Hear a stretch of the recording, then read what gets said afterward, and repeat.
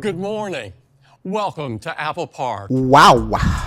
Apple has revealed the M4 chip, iPad M4. Wow. Welcome to the Mark Janard Show, the cybersecurity show. So let's get right into it. We're going dark. So let's start with the all-new M4 chip. Since 2020, Apple has exclusively launched its M series processors alongside another Mac. That's no longer the case, as Apple unveiled the all-new M4 chipset, debuting, inside the new iPad Pro. So the new chip is built on a second-generation 3nm process, packing more transistors into a smaller space, enhancing both power efficiency and speed. The CPU has 4 performance cores and 6 efficiency cores, and that's which Apple says delivers up to 50% faster CPU performance than the M2 in the previous iPad Pro. There's also a 10-core GPU for 4 times faster performance.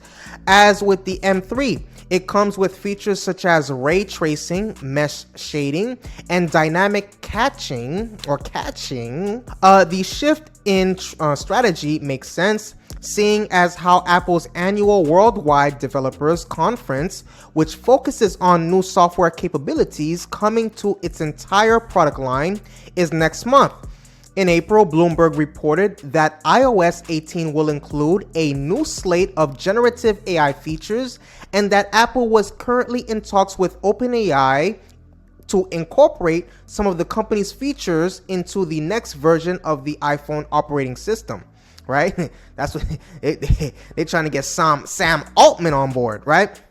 So this is in addition to reports that Apple is also talking to Google about licensing the Gemini assistant. So during the earnings calls, Apple CEO Tim Cook has been hinting at the company's incoming AI features as well, both in February and more recently earlier this month.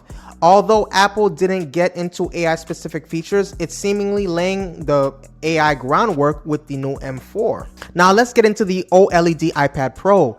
The last 2 versions of the iPad Pro haven't been all that innovative, right? In 2021, Apple added an M1 chip and a mini LED display. In 2022, it came with an M2 chip, right? ProRes video capture and support for the Wi-Fi 6E. The latest iPad Pro, however, packs the largest number of notable upgrades we've seen in a while. What you'll have the choice between a 13-inch iPad Pro and a standard 11-inch. For the first time, Apple is now employing OLED panels instead of mini LED. But this isn't just an OLED screen. Apple says its new display technology is called tandem OLED, right? Which is comprised of 2 OLED layers fused together. This results in a brighter screen, which it calls Ultra Retina XDR. OLED screens typically don't get as bright as LCDs, but Apple says these new iPads can hit 1000 nits and 1600 nits in peak brightness. These iPads are also the thinnest Apple products ever. The 11-inch model has 5.3 millimeter and the 13-inch model is 5.1 millimeter, which is 0.8 and 1.3 millimeter thinner than the 2022 iPad Pro 11-inch and the 12.9-inch models respectively. They're also quite lightweight at 0.98 and 1.28 pounds. You can choose between standard or nano texture glass, as seen as the Studio Display and the Pro Display XDR, that helps you reduce glare. This is a $100 edition that is available only on the 1 or 2 terabyte iPad Pro models. Speaking of, the base storage, now starts at 256 gigabytes. On the back is a 12 megapixel camera, LiDAR scanner, and new adaptive True Tone flash. The latter offers improved document scanning in harsh lighting conditions, and Apple says it employs AI and stitches multiple images to deliver a nicer scan. So now let's talk about the bigger iPad Air. That's the new iPad Air.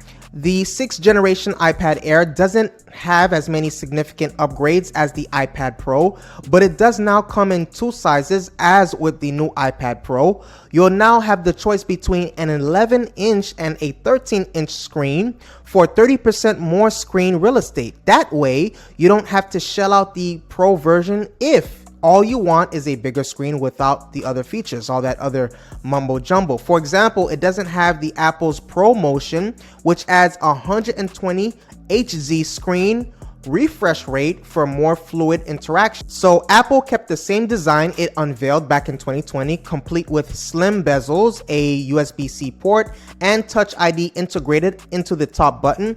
The only difference is the selfie camera placement, as with the iPad 10th generation, I should add. And the latest iPad Pro, the 12 megapixel sensor has been moved to the center of the iPad on the Air in landscape orientation. You'll get the same 12 megapixel rear camera as on its predecessors.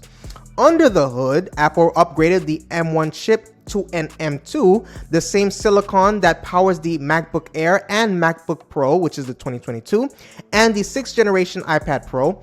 Compared to M1, Apple claims the M2 is up to 50% faster and 3 times faster than the iPad Air with the A12 Bionic chip. Let's talk about this Apple Pencil Goes Pro. It seems if Apple has always, struggled to find the Goldilocks zone for the Apple Pencil, the 1st generation version has a lighting connector, so you have to remove the cap and awkwardly plug it into the iPad's charging port. The 2nd generation version is the most feature packed, but has, it's pricey for what it is.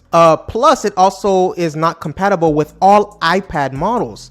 And the USB-C version feels perplexing because it lacks pressure sensitivity and attaches magnetically, but it doesn't support wireless charging and also doesn't work on all iPad models. The latest is the iPad Pencil Pro. Everything is Pro these days, right? It looks identical to its predecessor. It has a matte finish and all, but it also comes equipped with a few new features. There's now a squeeze compatibility that opens up a new tool palette. Double tap is still available, and the new haptic engine inside offers you feedback as you squeeze. A built-in gyroscope sensor lets you change the orientation of the tools you're using as you twist the pencil, offering up even finer control. Additionally, anyone who tends to lose their Apple Pencil will be happy to know that the new version has support for Apple's Find My network. Now you can track the Pencil Pro on your iPhone, iPad, or Mac via the Find My app in case you misplace it.